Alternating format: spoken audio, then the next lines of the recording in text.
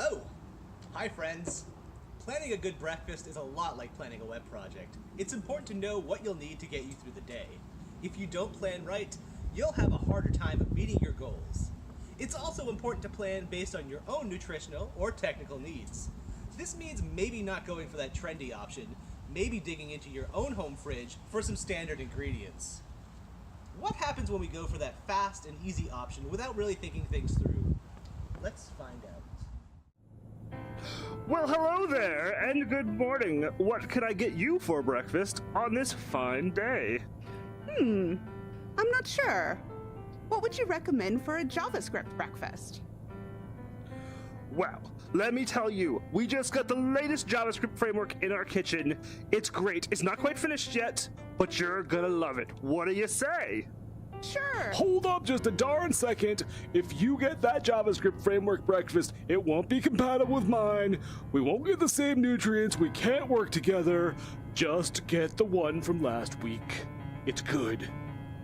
No, I'm gonna go with what this fine sir recommended for me. My own JavaScript framework breakfast. Whoa. Hold up. While you guys were over there talking, a new JavaScript breakfast framework just came out, and you know, none of this works anymore. None of it. Don't use any of it. Hey! Over here. I want to suggest to you a more standard way for JavaScript breakfast. No fancy frameworks needed. Everything you need is right here in your fridge. And if you want something a little sweeter on top of that, we've got options, so have at it. Yes, the vegetables are right. Web components are a valid option and are based on standards already in your browser. I'm not saying you shouldn't go for that fancy framework if it delivers what you need, just that for many situations, web components are another option to use depending on what nutrients or technical requirements you need to get you through the day.